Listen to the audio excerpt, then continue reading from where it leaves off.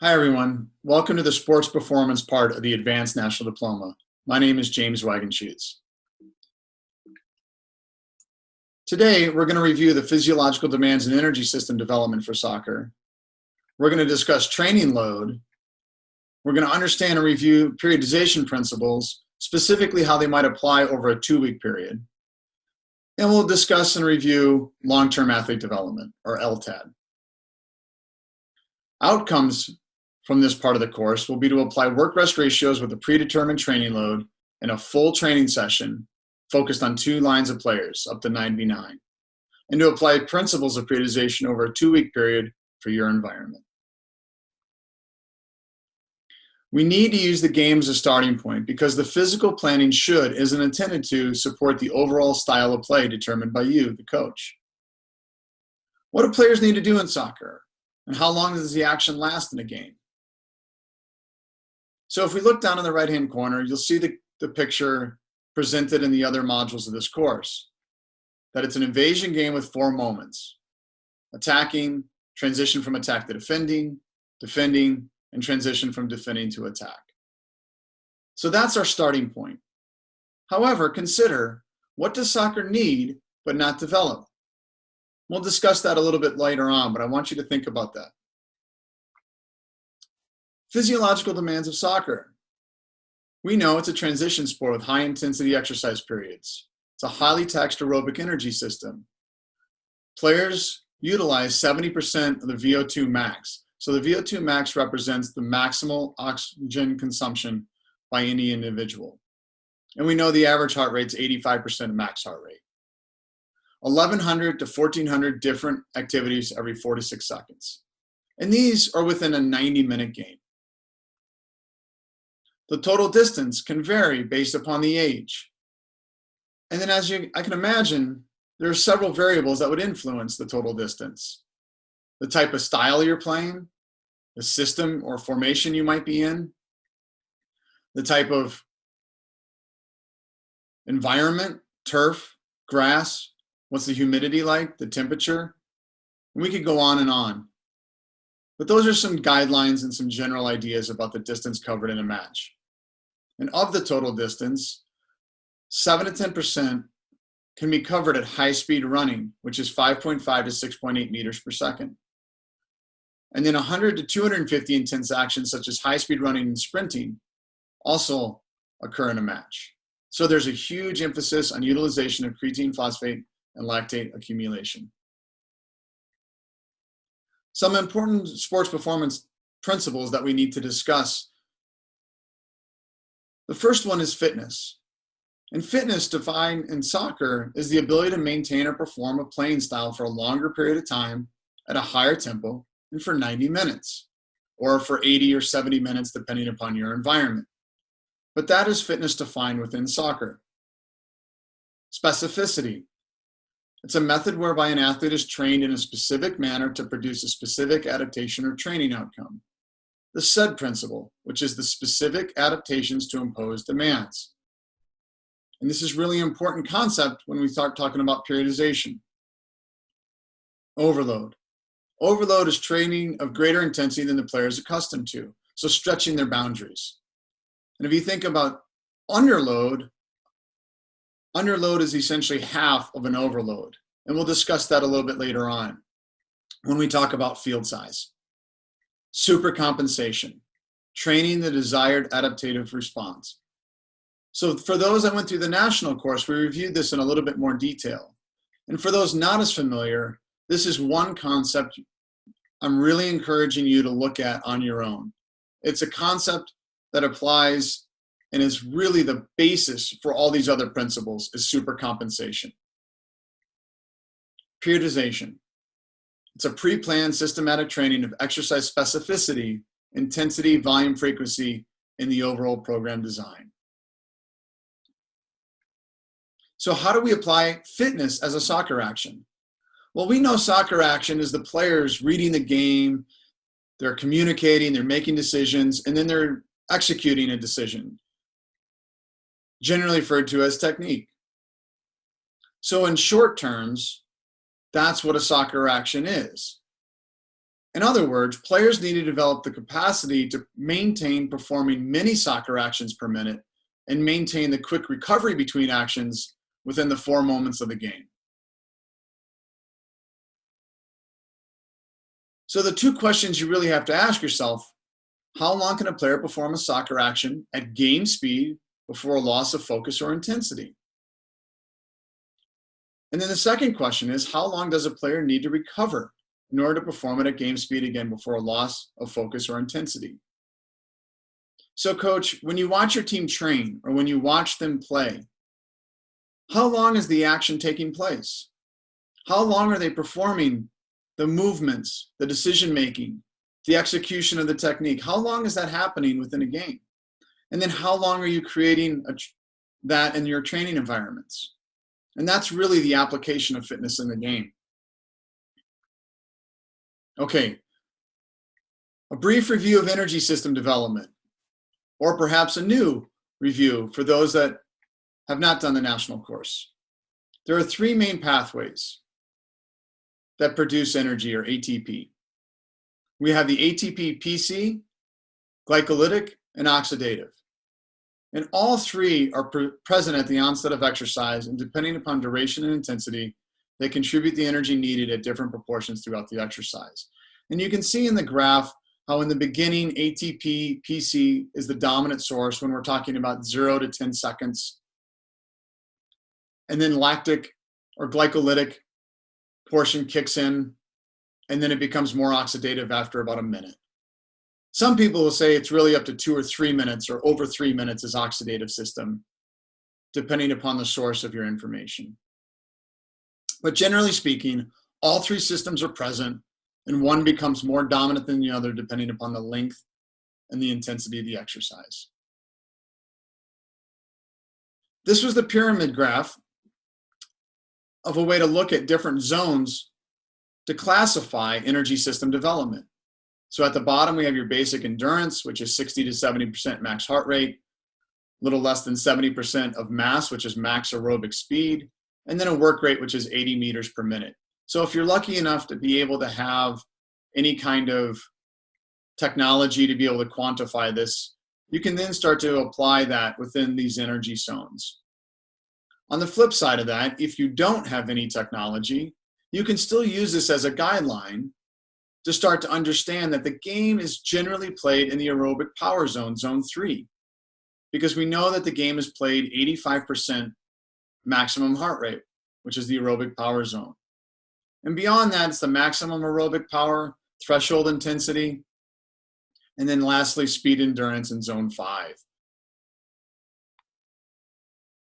I encourage you to review this at your own time. How do we apply this within the games, which is really the application that we're probably most concerned about? So if we think about we want to outpace and outlast the opponent, we're going to play larger games, 8v8, 11v11, and develop that strong aerobic capacity. If we want to play at a high tempo for longer, we'll play 5v5 or 7v7 games and develop the aerobic power. If we want to play quicker and recover faster, we'll do the small-sided 3v3, 4v4 games and develop an anaerobic capacity.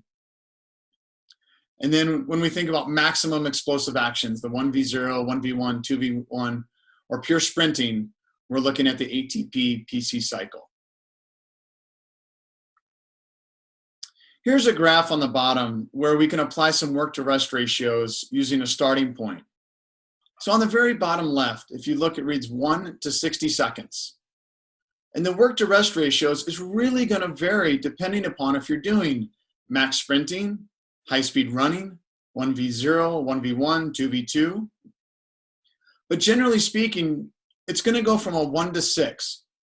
So if you work for 5 seconds, you need to rest for a minimum of 30 seconds, if not upwards of 60 seconds to get that 1 to 12. And if you're max sprinting, you may consider a work to rest ratio of 1 to 20. The starting point would be 1v1. And then the example given there is a 5-second work with a 60-second rest using a 1 to 12 work to rest ratio. A lot of this will depend upon where you're at in your microcycle, which we'll discuss in a little bit. So these are the examples.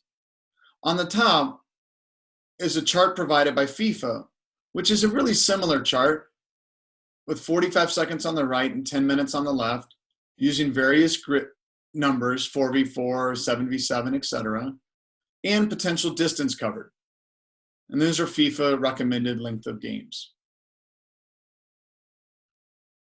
All right, periodization principles. So on the left, we have a Saturday to Saturday or a game to game schedule. The GD is game day. So game day +1, game day +2, etc.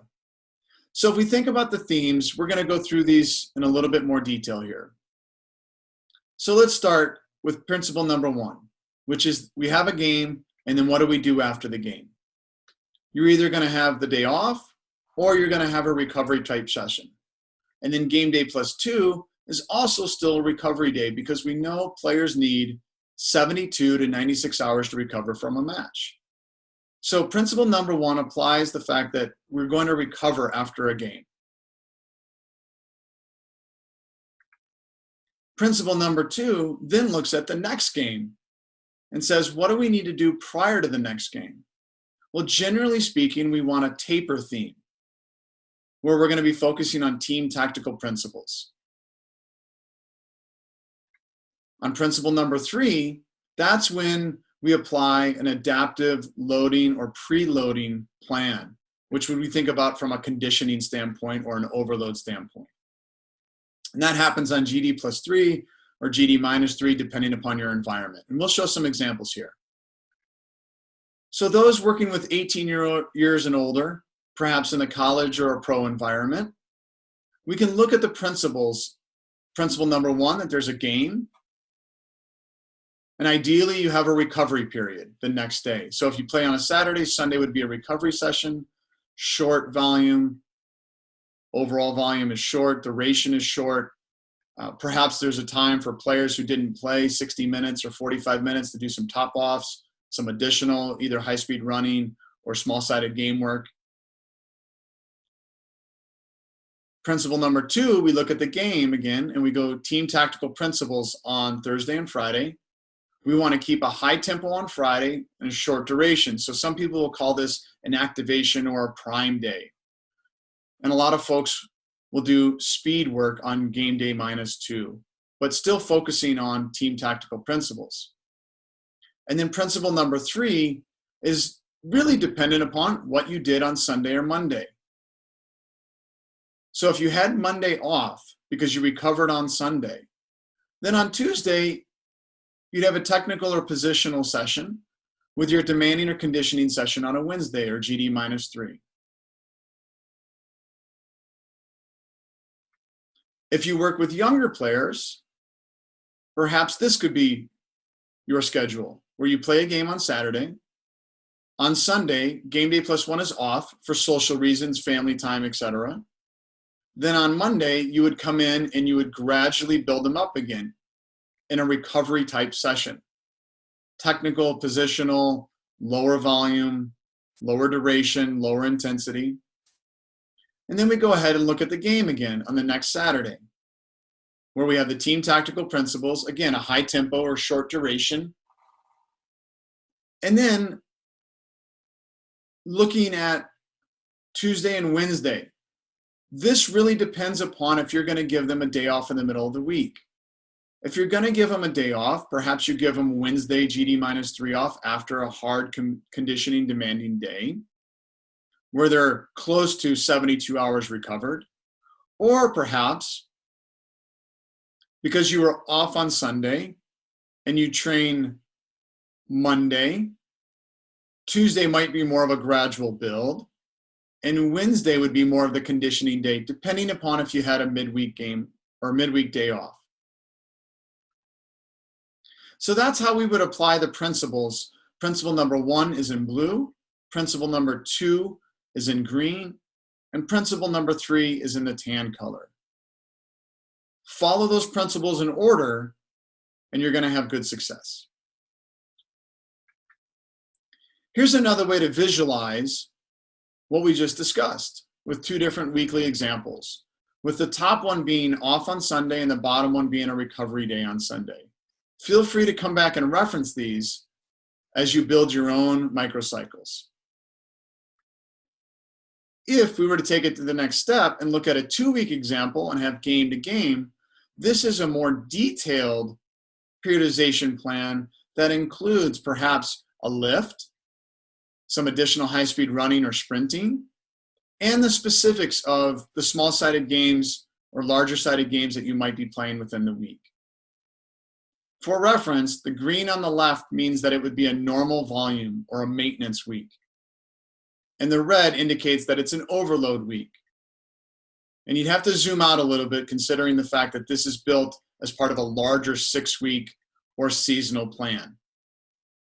So feel free to use this as a reference and come back and look at the details on your own time. The question for you is, do you adjust the periodization principles if 2 or more games in a week? If so, how and why?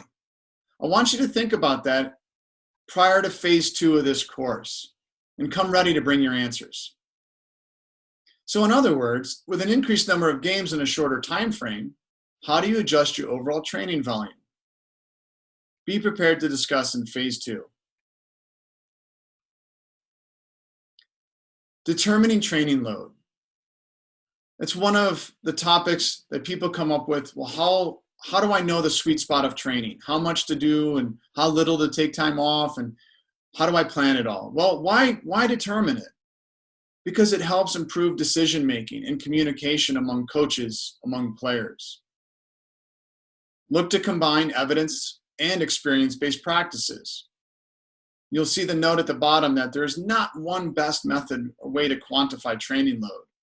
So using both experience and evidence-based is a good starting point. And how much information do you want to collect? Internal training load and external training load? So internal training load would be like your heart rate. External training load would be like if you had total distance or max speed, things of that nature. Please also consider the cognitive and emotional load that players are going through. Every player is coming from a different starting point when they come to training, they come to a game, and they have their own stressors when they show up to you and participate. And that can factor in to their own internal training load and their response to the training or to the game. And what are some other variables to consider? I want you to think about that and maybe take a minute to write some down. What are some other variables to consider in determining your training load?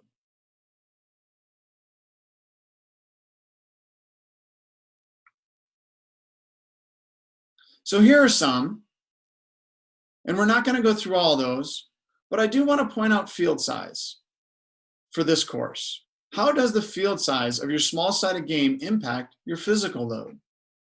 Well, let's take a look. And we compare on the left a grid that's 40 by 80, which gives us an area of 3,200 yards. And we divide by 14 players, no goalkeeper, so this is just field players, which gives us an area per player of 228 yards.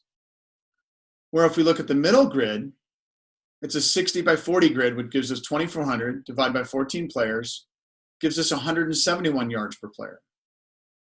And then if we look at the field on the right, it's 84 by 80 yards, which gives us a 6720 yards total, divided by 14 players of 480 yards per player.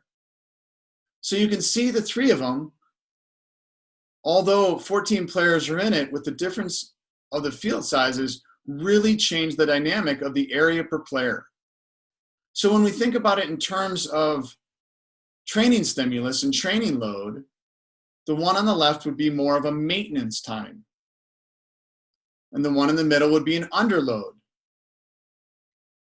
assuming that they're not playing the game for an extended period of time. And the one on the right would be an overload, that we're stretching their boundaries, we're creating a bigger space for them. Again, the duration of the activity and what your tactical objective is may change the intensity of these activities. A real basic way to determine training load is to take that duration, including your activation, and the subjective RPE, or the internal, which is the intensity felt by the player. And if we use a 1 to 10 rate of perceived exertion scale, with 1 being a very light activity and 10 being max effort, we can start to quantify our training loads. Again, consider the emotional and cognitive load, which is going to be part of the player's RPE. So how would we put this into a weekly schedule? Well, at the top, we have our training phase. So for example, a possession to advance into the final third. We have the weekly schedule and a mapped out session duration with a targeted RPE, with the idea that the game elicits a 10. And we know not every game will elicit a 10, but that's the hope. This is also based upon a schedule with coming in on a Sunday and doing a recovery session. And on the bottom, we essentially have the multiplication of the session duration times the RPE targeted and decided by you as the coach. And we get a training load in arbitrary units. So for example, the Saturday is 90-minute game times an RPE of 10, we get a training load arbitrary unit of 900. And we do that for all the days that we know that we're going to train. And on the bottom, we come up with a weekly load. And if you notice the differences, I just put those in there for an example. You can set this up however you want, coach. The reality is your schedule and your environment is going to be different than the person next to you or the other person in this course. But this is a decent way for you to start to look at it. And then you can start to assess, all right, what do I want my training loads to look like? Well, here's a nice chart to think about a range. So the workload on the top, anything over 2,800 arbitrary units would be a very heavy week. There is some research indicating that a normal week or an average week would be 2,400 arbitrary units. And that's working with professional players. However, that's still considered a heavy week, not an average week. So there is some differences depending upon the team, the competition, age, etc. And that's why these are general guidelines, and for you to start to quantify things in your own environment and then to come up with your own normative values. So if you're in a high school environment, knowing that you might play 2 or 3 games a week, your volumes might be really high. So managing your off days is going to be crucial to managing your overall weekly training load. And if you use the numbers at the bottom, that gives you kind of a target range within each session. Again, this is a guide for you to start to create your own normative values based upon your environment. Feel free to reference these at any time. So let's look at the application. What do you think? We have a 5v5 game plus 2 goalkeepers, or a 6v6 game. Both teams are in a 1-2-1-2. You have your tactical objective that you would like to achieve in this game. What becomes the physical objective and why? How long do you think this game or action should last? And how long do you think they need to recover before doing it again? Think about the field size we talked about just a few minutes ago. How would that impact this exercise in your tactical objective and the physical objective? And when in the week would you do it? And lastly, really consider who would be involved. Are you going to play with 2 center backs in your 2? Or are they going to be your outside backs? And that's going to be based upon your team tactical objective. Be prepared to discuss this in phase 2. Here's another game to consider. A 7v7 game, targeted as possession, but the players are going to move from grid to grid. And you can read the setup on the left, and we ask the same questions. How long should it last? How long do they need to recover? What about the grid size? How would that impact things? When in the week would you do this? And then the last question I like to consider is, if you look at it's 14 players, well, what if you have 20 and you want to use bumpers or jokers or neutral players? How does that affect the overall intensity? Give that some thought and be prepared to talk about it in phase 2. As we wrap up this module, we'd like to present some ideas surrounding long-term athlete development. This is a really nice graph presented by Canada Sport for Life, where it talks about active start and just getting going, and then going through the stages of fundamentals, learning to train, training to train, training to compete, training to win, and being active for life. So why talk about this? Well, it's important to understand who you are working with and where they may be on the continuum or the spectrum of training. They might have a training age that totally differs between one player and another, especially if you're on a U15 team. There might be a player that just started 3 years ago. They started at U12. Or there might be somebody that started at 9 and they've been doing it for 6 years. And so the training age is going to be totally different, as well as where they may be at along their growth spurt. And I think it's important to keep in mind that children are not many adults. Everyone goes through what's called a peak height velocity, and we'll talk about that in a second. There is a consideration for relative age effect, which I'm sure you may be familiar with, given all the changes to PDIs and birth years and when players are born in the first quarter, second, third, or fourth quarter of the year. And then there's this concept of biobanding, where you can potentially group players together based upon their maturation stage rather than their chronological age. And if you look at the charts on the right, it depicts the rate of growth for females and males along the developmental age and target areas of when peak height velocity may occur. And those are called windows of availability, where you might apply speed, stamina, strength, etc. So peak height velocity is really the maximum rate of growth occurs. And there is a bit of conversation about the fact that at infancy, when people are born, that's really the largest rate of growth. But then we go through a second one that might be even more faster during peak height velocity. And if you look at the ages on the right, those are general ages in which players go through their peak height velocity for males and females. It's really 9 to 14 is kind of the target window, and the females may enter it earlier than males. So at the onset of peak height velocity is a good time to increase the aerobic and strength capacities of each athlete. And the females are recommended to begin strength training immediately after peak height velocity, whereas males, you may consider waiting a year and a half after peak height velocity to begin strength training, according to the research. The easiest way, I think I found in my experience to do this, is to implement it via your activation. If you don't have access to a gym or a private facility, is to do it during your warm-up and your activation. Just extend it a little bit longer, and you can do lots of body weight strength exercises on the field with partners or without partners.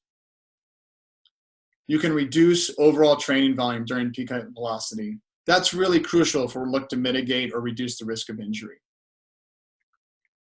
And speaking of reducing the risk, a comprehensive athletic physical development program is the injury reduction strategy. When we train the brain, we're training the core. So that's why when we think about, if we look at our players, they look tired today, they look fatigued today, their brain is tired, they're slowing down. And that's a time to really pay attention, because that's when injuries can spike. So rest, recovery, and nutrition, hydration are super critical.